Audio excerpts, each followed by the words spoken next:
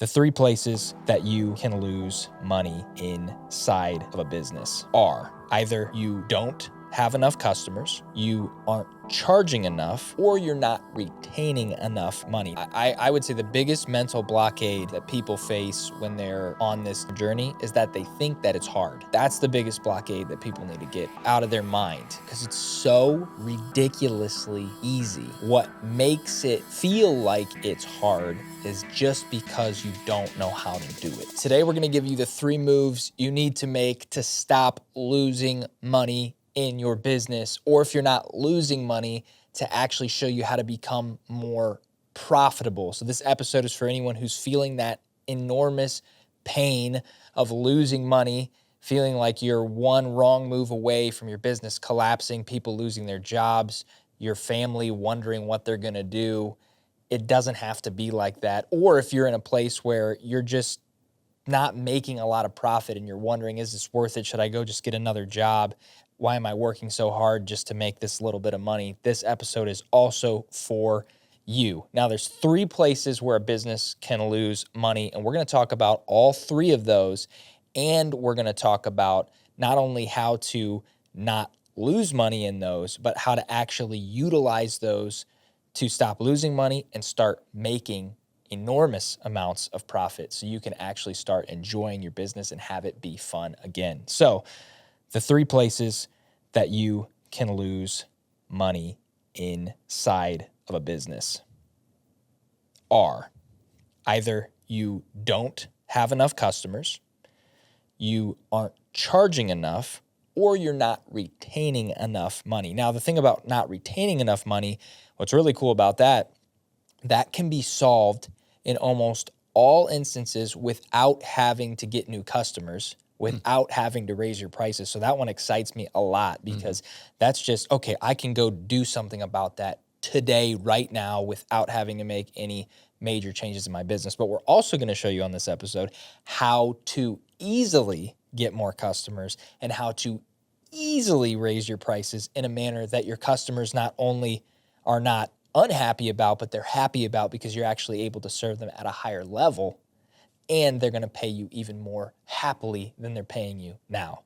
So let's jump into number Customers. 1. I love that. I was so excited when you said we were going to talk about that, not only personally for my own businesses, but in the coaching profession that I'm in. I coach people on a lot of different aspects of life, health and fitness, relationships, finance, money, etc. But everyone is looking for more customers. Isn't that interesting? Yeah. So whether it's a CEO, organizational leader, whether it's a guy who owns a CrossFit gym, which I coach several of them, they're all looking for more customers. I think everyone in life, in one way or another, is looking for more customers, depending on how you define customers, of course. Sure. But I mean, pastors, they're looking to grow their churches. So I'm intrigued by this. So I'm excited to launch into. I can't wait to hear and discuss with you and even coach through people some of the mental blockades, because I know, too, one of the battles in probably not having enough customers is some type of mental blockade that we have to get people through. I know I had to get through a mental blockade when I first started building my coaching business. Like, I actually have to call and talk to people, and tell them that this is what I do and this is how I can help them. And it felt awkward at first until I realized how much value I could add to people's lives. But I'm sure there's mental blockades. Yeah. Yeah, that's actually a great point. I would say the biggest mental blockade that folks face, that people face when they're on this getting new customer journey, is that they think that it's hard. And it's actually just ridiculously easy. And that's the biggest blockade that people need to get. They need to get out of their mind and stop believing that it's hard, because it's so ridiculously easy. What makes it feel like it's hard is just because you don't know how to do it. So whenever you don't know how to do something, you think it's automatically hard, because as of right now, it is hard, But the only reason it's hard is because you don't know how to do it. It's not actually hard. Now, there's two types of hard. There's things that are actually, I don't even know. I don't even know if hard is there's just things that have more steps required to them, Right. right? So like building a rocket, is it hard? Well, you could say it's one of the hardest things to do, but what do you mean by it's the hardest thing to do? It's just there's so many steps that you would have to learn in order to do it. But each one of those steps broken down into very small steps are not hard. So It's just a lot of them. If you have the system, if you know the system and you can put the system in place, then eventually you'll have a rocket. Exactly. But it's not hard, but it's just, like each little tiny piece, like making a little piece of sheet metal that bends around the rocket. Not hard. You just don't know how to do it. You're going to have to learn that. Then you're going to have to learn about electrical. Then you're going to have to learn about gravity. Then you're going to have to learn. Is any of it in and of itself hard? No. But all of it put together, it's just so many steps. That's what people mean when they say hard. The cool thing about selling is there's not very many steps at all. So it's not even close to rocket science. But people feel like it's so far away because they've been in business for so long and they've always struggled to get new customers that they feel like it's rocket science. But the cool thing about it is there's actually only 4 steps. Building a rocket, there's probably like 1 million steps. I don't know. Okay, now you got my attention. So building a rocket is, if you're looking at hard, meaning how many steps are in between me and it, how many steps are in between me and becoming a doctor? A lot. How many steps are in between me and building a rocket? A lot. How many steps are between me and getting a new customer? 4. 4. Okay, so that's, everybody tuning in right now wants to hear this because they're listening because they want more customers. Yeah. You want more customers. I want more customers. Everybody wants more customers for the most part. But you're saying that why some people, here's what you're saying. What you're saying is why some people struggle with getting customers is because they don't know the 4 steps. Yep, exactly. So we said there's going to be 3 moves in this podcast to show you how to stop losing money in your business. And I would add, and start making profit easily. This is move number 1, which is getting new customers. And inside of that move, there's just 4 steps, right? A move generally requires a couple steps, right? So there's 4 steps inside this move. Step number 1 is you have to generate leads. Lead generation. A lead is a person who is interested in what it is that you do, what service you provide, or what good you sell. That is a lead. Okay. You have to have those. That's simply just people who are interested, and not just interested, but aware of you, right? Okay. They've contacted you in one way or another. You've been able to reach out to them, or they've reached out to you. And you've had a surface level connection, basically like, for a perfectly easy example, I own, let's just say, a roofing company, and somebody wants their roof redone, right? They want their old roof torn off and their new roof put on. And they've submitted a form on my website. They put in their name, phone number, and email, and they've asked me to give them a quote to see what it would cost, right? That's a lead. Gotcha. So how did I get that lead? Well, I showed them an advertisement, and I let them know that I exist. That's how easy it is. You just have to let people know you exist. You can do this through paid marketing. You could do this by talking to people. Right. You could just go to everybody you know and be like, hey, do you know anybody that needs a roof? Actually, yeah. My mom might know somebody that needs a roof. Why don't you talk to her? Okay. Now you've got a lead. So let me ask a question here. Yeah. I'm going to, for everyone like myself out there. So what you're saying is the simplicity of this is the first thing to generate leads is people know that you provide a service. That's it. That's actually, that's exactly it, because people are going to come to you also, especially if you're providing a service that is needed and not a lot of people do in your area. The second you pop up, people are going to be like, I was waiting for you to exist. Please, can you help me with my problem, right? I can relate to that because I've I've been career-wise, I've been a pastor my whole life. Yep. But I've also had a coaching business Correct. that very few people knew about. But once they started finding out about it, they said, "Oh, we've always enjoyed listening to you. We didn't know you coach." Yep. The next thing that they need to do is they need to understand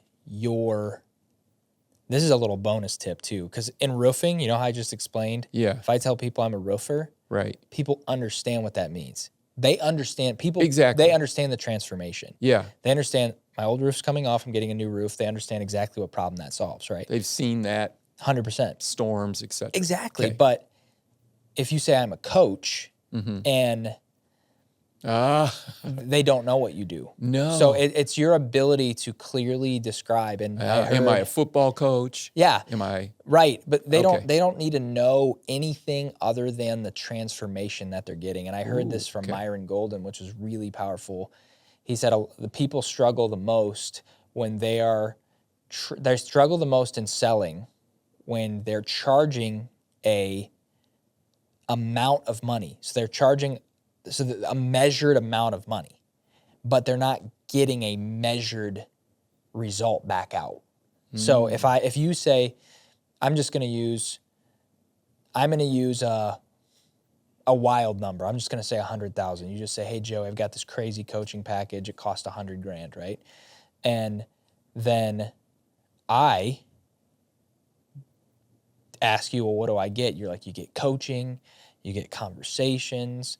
We're going to talk through X, Y, and Z. And this is not your coaching package. And obviously yours is a lot more defined, but I'm trying to make it feel like it's not, right?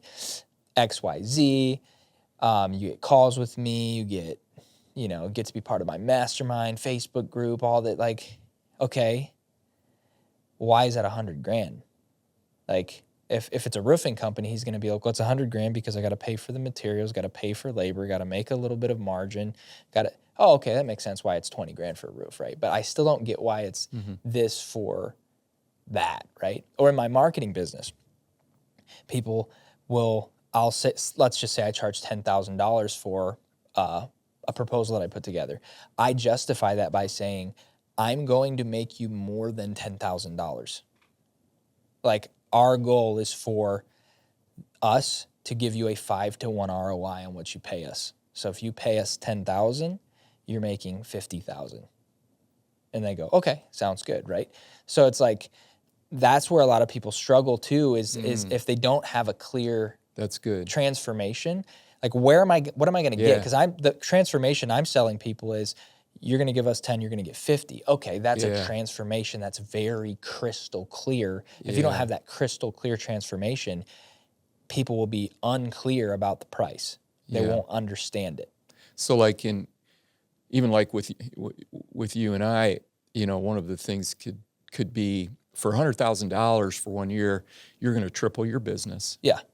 You're going to add to your staff.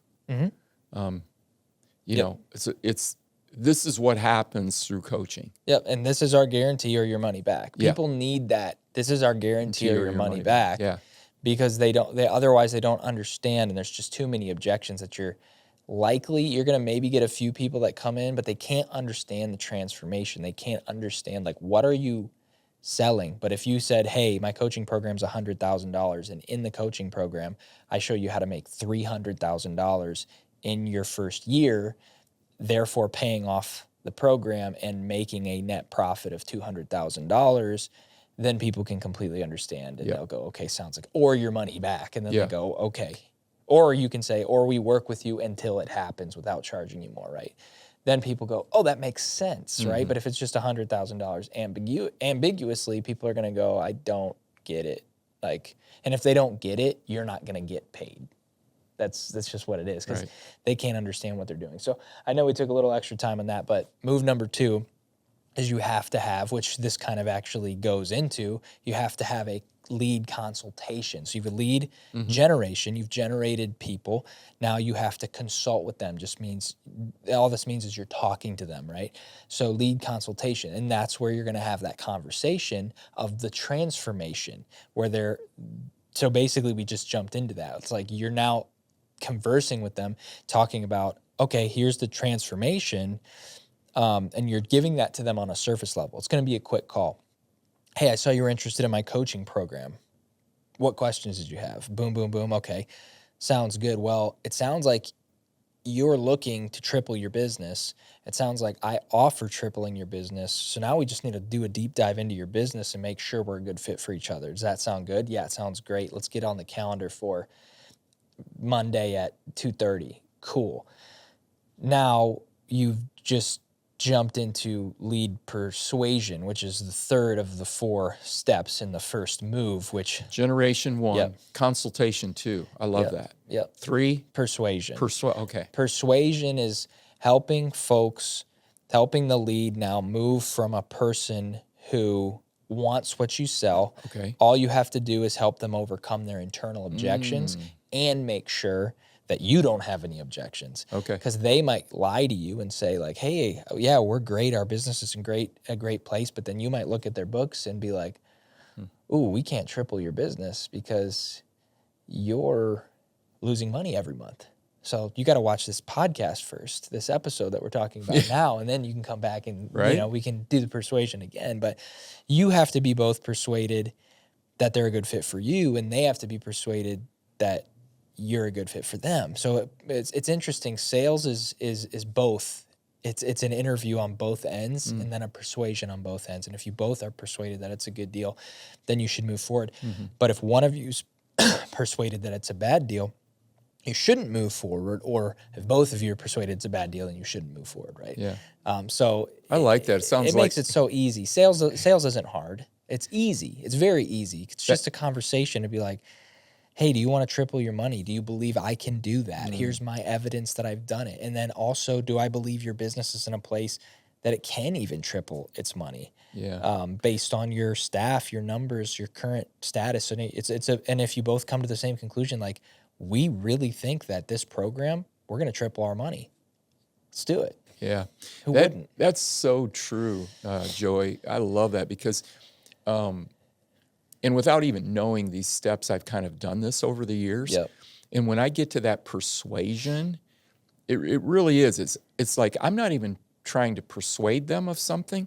We are actually interacting in a relationship, and we both usually go, this sounds like a great partnership. Yeah. That if we come together, we're going to reach those goals. You're the right coach for me. I look at them. You're the right client for me. It's kind of like the podcast we did. Last time we were talking about relationships and coming together. It's a partnership. And you're persuaded that this is going to be a win-win. I love that win-win concept because then that, I think, could lead to even more business, right? Yep. And I think there's people out there that are probably asking themselves like, well, what if I can't triple somebody's business? Like, what if I really can't guarantee that? Then don't sell it. Like, if you can't guarantee it and you can't offer a money back guarantee, then you have no business, in my opinion, selling something. You should at least guarantee something. Yeah, like, it may not be tripling, right? Yeah, don't sell tripling. If you can double, then you sell doubling. Yeah, or if but you should guarantee. What services can you provide that you can guarantee? Yeah, I agree. In my opinion, if you selling a service of which there's no guarantee behind is gambling. It's gambling. It is. And I get it. I get it. Like there's different professions. Like if you're a doctor and you're performing a surgery, they can't guarantee you that you're going to live, but they do give you your odds and then they let you decide, right?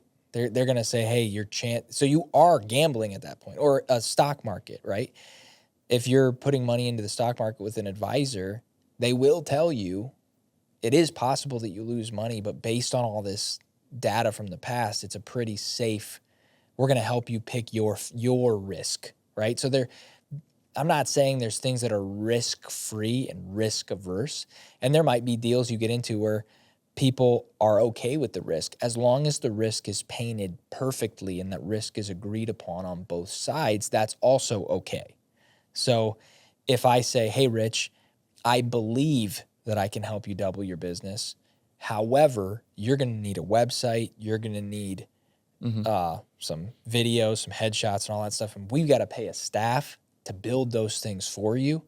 And I'm believing that we're going to be able to double your business by doing so, but you've got to pay for that stuff up front. That's your risk, right?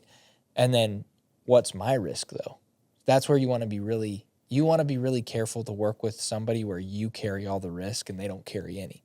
You want to work with a business. So on my end, then I would say, well, what we should do is we're going to, once that's built, since we don't know, let's do a test where we actually do all of the management of the ads and putting the ads up and testing different things. We do that for free. Like we cover that end. So that's my risk, right? You don't want to just go with somebody who you carry all the risk and they don't carry any risk. So anyway, that was potentially an extended episode, but I think that was good wisdom. Yeah. Because I think people do fall into one or the other sometimes. Yeah. They pay for services that have no guarantee, or they go in believing that everything's going to be done, but they're not willing to do their part. It's a partnership, right? It is. Yep. It really is. Yeah, and sometimes you pay people to do research. Like sometimes somebody would come to me and I'd be like, hey, we're willing to do this test for you, but we don't know if it's going to work or not, but we'll do it. And here's how much it costs for us to make the video, make the web page, all that. Because that's all stuff we have to build. Right. We have to actually spend time and resources paying staff to do that. Sure. So then I say, here's what it's going to be. Here's your risk. Here's the cost. Our goal would be to generate X amount of money back on that. And that's what we're aiming for. Here's what we think is going to happen. And then they get to decide. Yeah. But the less risk that the more risk you can mitigate and remove from a situation, the closer you're going to be to having a deal. That's why the longer you're in business and the more things you do and learn, then you can be way more confident and be like, yeah, I've done this for like 50 different people. I know it'll work for you. And then that's why people who have been in business for 50 years are more trusted, because they've already handled the risk portion. So now you're paying, but guess what? They generally charge more too. They charge more because it's more guaranteed. Right. So anyway, that's move number 3, which is persuasion. And then you have lead maximization, which is my favorite move, and it's free. All you have to do is ask that really excited person who you just closed a deal with and you just tripled their money if they know anybody else who wants their money tripled too. And then It's they're going to be referral. like, yeah, I got some people. Now they're a lead, but their lead is way easier to get through the rest of the system because they now have the trust of the friend that you just tripled their money, and they're going to be like, well, hey, Rich tripled my business. You should work with him. And then they're going to be like, hey, I heard you tripled Johnny's business. Yeah. Can I work with you? And then it's going to be way easier. Or even back to the roofing. Yeah. You know, Or that. Exactly. guy does your roof for you, and before he's done, hey, were you happy with the job? Everything good here? And do you know of anybody else that might want our services? Yeah, that's exactly right. So that's move number 1. Now move number 2. So summing up move number 1, you've got lead generation, lead consultation, lead persuasion, lead maximization. So you got to have people who are interested. You got to talk to them. It's kind of a wild thought, but you got to talk to them, see if they understand. And if they understand, then you got to do a little bit of a deep dive to see if you can actually fix their roof, or if they need more of a expert, or if you can actually triple their business, or if they are not in a position, then once you guys have landed on that, great. Now you've done the deal. Then you ask them after they're happy if they know anybody else. Now you've got another lead in the pipeline, and now that's why there's 4 moves, because there are 4 steps to getting new customers, because it never stops then. It's just a constant flow. Ooh, and now you know how. Yep. As we said, you know how to get more customers. Yep. Now you know how to generate more customers. So that's move number 1. Okay. Of the 3 moves to stop losing money in your business is get new customers, because now you're going to get more money, right? I love it. Now move number 2 is you got to raise your prices sometimes. Okay. Sometimes you don't. But a lot of times people lose money because their prices are simply too low. Yeah. That's it. They have no problem getting customers. Right. In fact, if your prices are too low, you're going to have customers lining up at your door around the block. Yeah. Because you're the cheapest game in town. Yeah. And people know that because they're price shopping. So they're like, Yeah. we're going with him because he's so cheap. And you've got all this work, but you're really stressed because you don't make any profit. Yeah. And for me personally, I agree that sometimes if your prices are so low, they'll line up.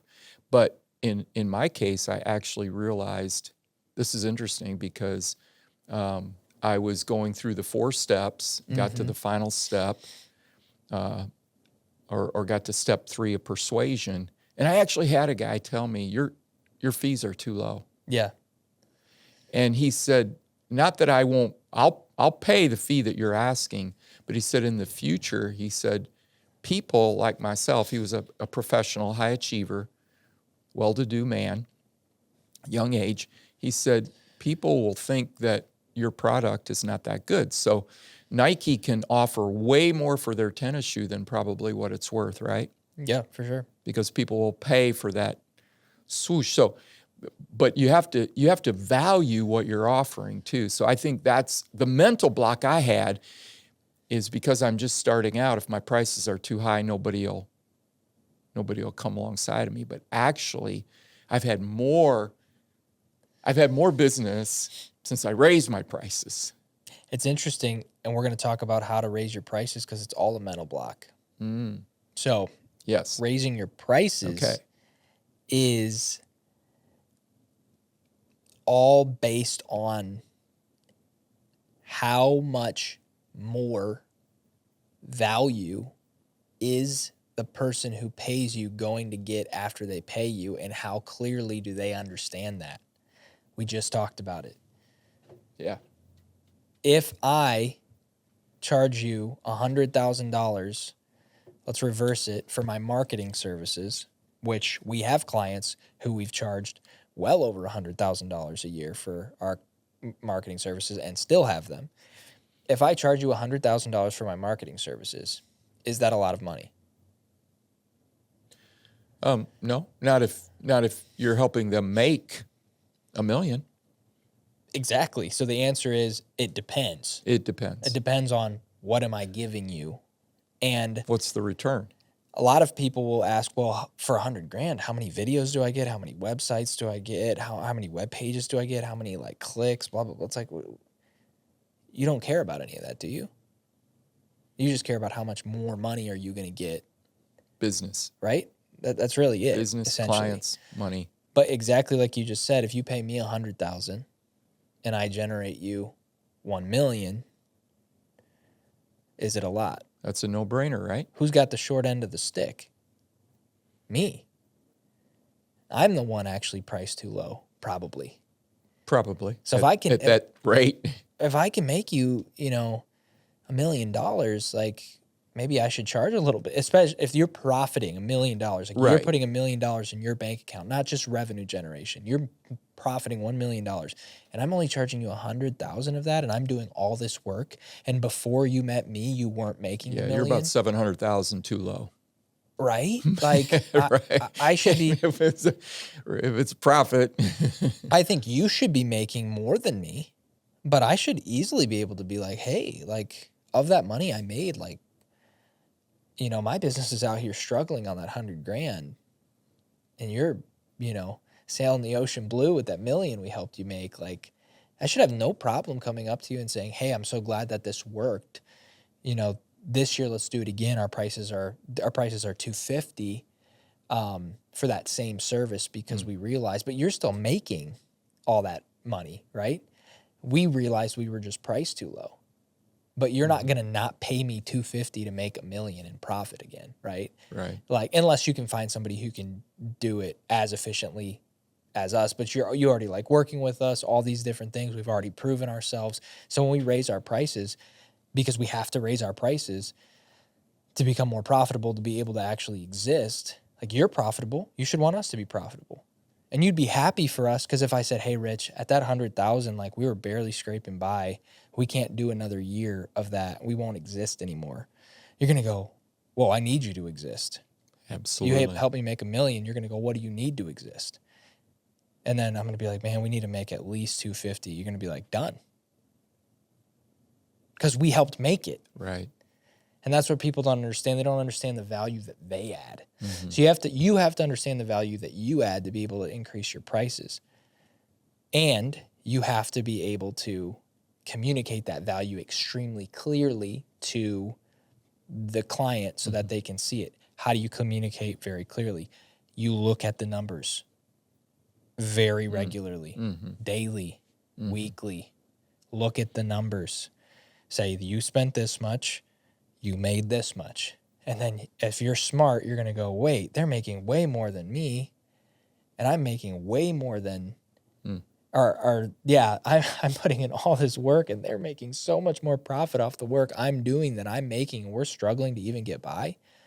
Don't be greedy, but just go have a conversation with them and be like, hey, Rich, like, hey, we love working with you, but, you know, you made $1 million last year off the work that we did, and we barely even made it. We might not be able to do that again. You're going to go, well, I need you to do it again. How much do you need, right? Because it's a partnership. It's like asking for your boss for a raise after you just, 10x'd his business by being an employee. He doesn't want to lose you. He wants to give you a raise, right? Right. So how do you raise your prices? The reason you don't feel confident raising your prices right now is because you don't know, literally have no idea how much value you're actually adding. And by how much value you're actually adding, you have absolutely no idea.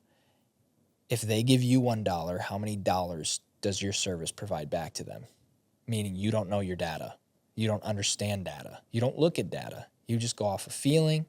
And if the client's happy with you because they like your cool video that you made for them, sweet, but you don't know if it actually made any money. Like, we literally obsess over looking at our numbers all the time. And I had a client actually tell me, hey, we feel like we were making a product campaign for their e-commerce website. And he said, and I love working with these guys, but he said, hey, I have a feeling that the product is starting to sell less. It's not selling as well. So I think we should turn the campaign down and turn the ad spend down. And I said, hey, I completely hear you. If that's true, let's do it. But I've seen people make this mistake before where they feel like the product isn't selling as well, but it's actually selling the same or better. And by turning it down, they're actually losing money that they could have made. And so we looked at the numbers later that afternoon, and he said, whoops, it's selling better. And so we turned it up, and we've actually been turning it up for weeks now, and it keeps selling more and more and more. So every dollar they're giving us, they're getting about $5 and $4 in net profit back, like in their bank stacked up, right? Wow. And if we just went off a feeling, that's really interesting. That's a problem. That's very interesting because we're talking about raising prices, right? So it is, so many people base it on a feeling. You're saying prices should be based upon the numbers. Yeah, they should be based upon the value that you add, right? The value that you add. Yeah. But it can be seen. And it can only be seen. Like, value that you add cannot be felt. It can be seen only. And the only caveat to that, I should say, is if somebody values a feeling and they just want to pay you like, hey, I really like, I mean, for sure. Yeah, there are people who are like, hey, I really want my car to be wrapped and look like this because it makes me feel good. Right. Sure. Yeah, if they value that feeling, great. Yeah. But if there are some caveats to that if you're in a feeling-based business, right? Sure. But if they don't understand the value, again, and most people shop via price, you have to communicate, if I'm giving you this money, what am I getting back that's worth more than that money? That's it. Sometimes it is a feeling. It can be, like in my business, for example, I don't necessarily bring customers through the door. I help elevate the leadership, the confidence, and the ability of my clients to bring customers through the door. Yep. So all of my clients usually increase business, usually increase in health, usually increase in net profit It just happens. Yep. But it's because they are focused on personal growth. And personal growth usually leads to business growth. Yep. Obviously, they need help. Some have business coaches, which I recommend. But even that is not just, oh, I like coaching with Rich. I was like, don't coach with me. If you don't see an improvement in whatever you're wanting to improve, don't coach with me. Yeah. Because I'm so competitive by nature. Yep. And I tell my clients that if you coach with me, whatever you want to go after, we're going to go after. Yeah. So if it's health and fitness, I want to know in 6 months, here's where you're at. Here's where you're at on the scale. Here's where you're at in your training. So we're going to see it. So even then, I can prove by the numbers. Yeah. Yep, exactly. And if you have all that actually tracked out by the time you go to your clients and say, hey, you should be raising your prices, all the time because cost of living, everything's going up, right? Raising your prices should be a normal part of your business, but you're never going to feel confident. I'm not saying you specifically because you track a lot, but you're never going to feel confident raising your prices if you don't even know the value you're delivering. Now, the cool part is if you're in business and people like doing business with you, chances are you're delivering more value than you think. Yeah. It's generally not you're delivering less value than you think. Almost everyone suffers from not believing that they're valuable. So you're generally already delivering more value than you believe. And if you raise your prices, you're not going to scare your customers off.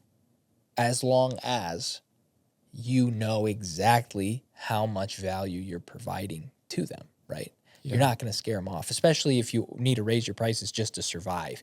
Now, if you're raising your prices to just try to, gouge people, you're going to be thinking of it wrong. Mm-hmm. And you're going to go too high. You're going to overcorrect. You're going to get greedy. You're not going to you're going to start feeling arrogant. You're going to start feeling like, wow, I am providing all this value. And then you're going to get cocky. Then people aren't going to like working with you because they're going to be like, man, that guy's so full of himself. He used to like to help me and now he's just all about himself and he's just raising his prices. And says, you got to do it strategically, but yeah, you should raise your prices. Yeah. Especially if you're losing money.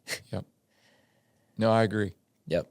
Couldn't agree more. And you don't have to raise your prices every day. Right. But if you're losing money today, you need to raise your prices. And I guarantee your customers will understand as long as you provide value in your business. Yeah, that's good. So move number 3, which I really like because it's just retaining money. Now you're probably thinking, I'm going to say, stop spending, stop overspending. You're probably thinking I'm going to give you the Dave Ramsey, like, if you want to retain more money in your business, you have to stop living frivolously. No more going out to lunch with your coworkers. No more coffees on the business. No more. No more. Like, cut it all out. I'm not going to say that. And I'm also not going to tell you about taxes. You're probably also thinking, oh, he's going to give me some tax strategy game and I'm going to have to go hire an accountant and then blah, blah, blah, blah, blah. Those are great ways to retain more money. But I'm assuming that you already understand that you don't want to pay more taxes than you have to, and you should talk to an accountant or already have an accountant to figure that part out. We're not talking tax strategy. Okay. We're not talking pinching pennies and not enjoying your life, right? So what are we talking? Don't invest too much money. Period? It's shocking because everyone tells you the opposite.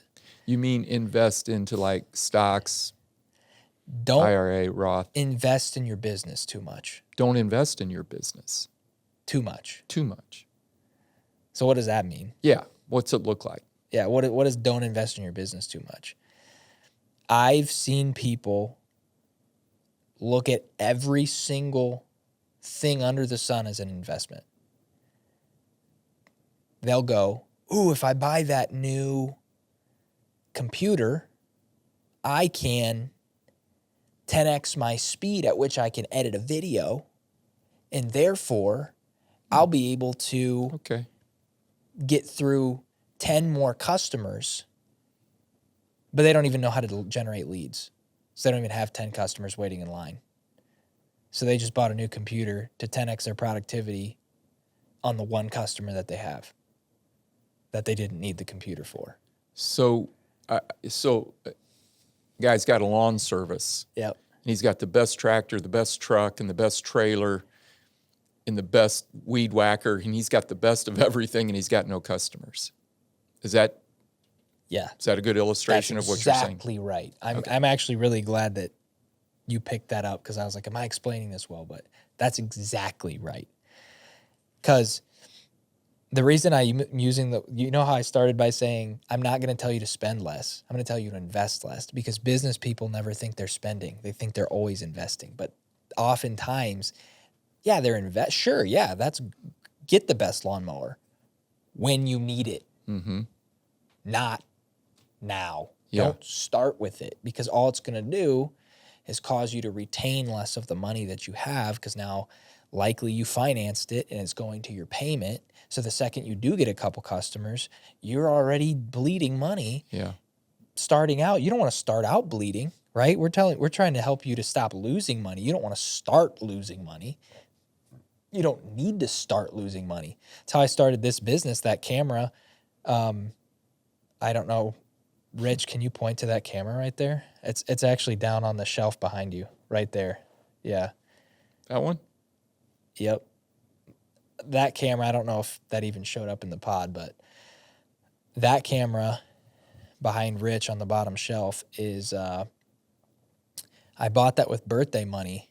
It's $400. Kayla wouldn't even let me, my wife wouldn't even let me buy it until I saved some birthday money for it. And I shouldn't say wouldn't let me, because she probably would have, but she was very wise, and I listened to her. And she said, I told her I wanted to start a photography business. So I bought that camera for $400 with birthday money. It came with a lens. I got my first gig. It was $200 that it paid. I used that camera. And then I got hired for another gig where I needed a nicer camera and nicer lenses. And I didn't have it. And she said, well, go buy it then. And I'm like, wait, you're such, you know, it's like you're always telling me not to buy stuff. She's like, well, you need it now. You're making money. And I realized, I'm like, only buy it the second you need it. And my wife is incredible. She's the CFO of our company, and she is the master of retaining money in the business. She'll look at our subscriptions that we use. She'll say, do you still use ChatGPT Premium? That's $20 a month. I'm like, well, yeah, I mean, I used it this month. She's like, are you using it right now? And I'm like, no. She's like, well, cancel it. And I was like, well, what if I need it again? She's like, then buy it again when you need it. I'm like, oh, instead of just maybe I'm going to need it, so I'm going to keep paying the subscription. It's only $20, right? But she does that across the board on everything. And so it adds up. Our joke is, and we very much respect her and very much look at her opinion, but our joke is that she comes in and she'll be like, hey, do you guys still need cameras to film stuff? And we're like, yeah. Or can we sell those? Like, you know, it's just a constant audit of like, hey, it'd be like asking you like, hey, do you still need your car to drive to work? Yeah. Or could you walk? Or could you bike? Or like, it's just this constant audit. That's an over-exaggeration. But yeah, really, like, don't overinvest. Is there a percentage? Is there something you can look at? Or is there something that you guys use in your business? I know I have something in my coaching business, so we can help those listening to us. What would be a number that we're shooting for here? It's industry specific, but just go on ChatGPT or Grok or Google or whatever and just type in. I would use AI. I would definitely use like ChatGPT, because it's going to help you answer these questions a lot easier. But basically just say, hey, I'm a roofer. I'm in this city, in this state, and how much profit should I make? And then it's going to spit out, hey, 15%. You should probably make about 15% profit after everything's said and done. Then ask it another question that people fail to ask. What is the breakdown of that? So like, what are my expense breakdowns? Oh, that's and it's good. going to say materials should cost this, labor should cost this, equipment should cost this, miscellaneous should cost this. So, and then then you compare that to what you paid. And if you have a $150,000 truck, you're going to be like, there's all my money. it's all tied up in that truck, all of it. Or if you're overpaying in labor, you're going to go, oh, snap, I'm paying way too much in labor. This says I should be at a 20% labor rate, but I'm at a 50% labor rate. Now you know you're bleeding out in your labor. A lot of people don't know where they're bleeding or even how to correct it if they are, because they don't know what the benchmark should be. So that's what you should do.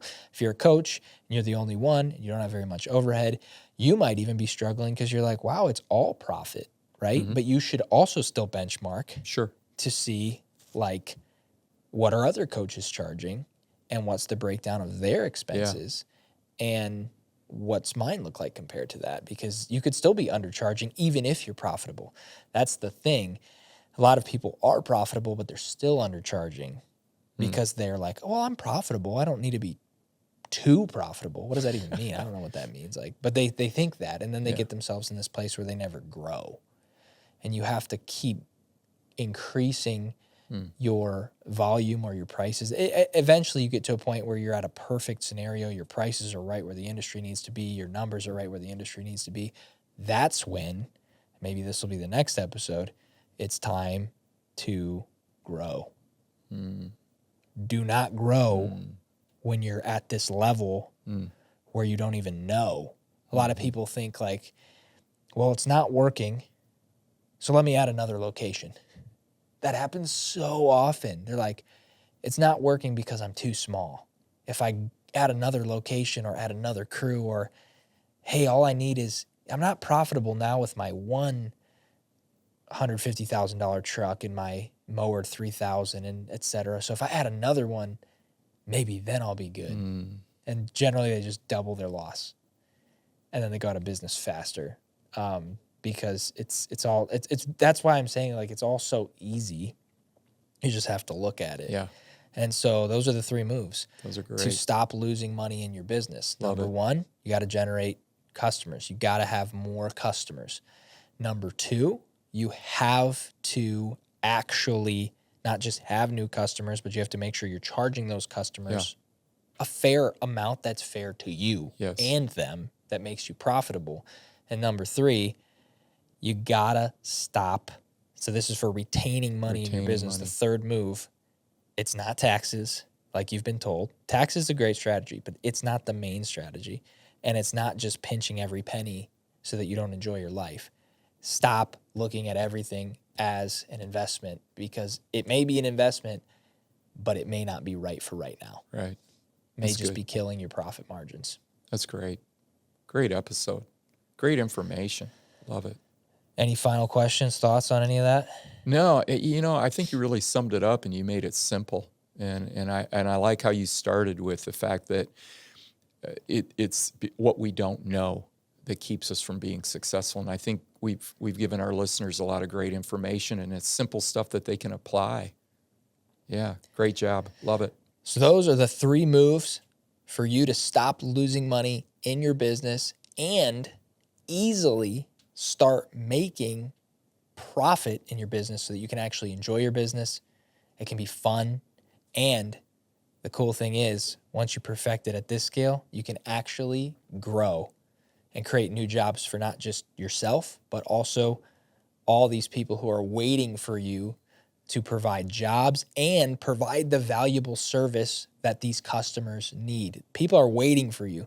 And if you master these 3 steps, these 3 moves, you'll easily be able to grow a profitable business. So thanks so much for joining us on this episode of Rich to Wealthy. You can be rich in one area of your life. You can be rich in finances. You can be rich in relationships. You can be rich in your purpose. You can be rich in your fitness, and you can be rich in your faith. But if you're not rich in all 5, you're not yet wealthy. And if you want to become wealthy, keep joining us for this podcast, and we'll help take you from rich to wealthy. Thanks again, and we'll see you on the next episode.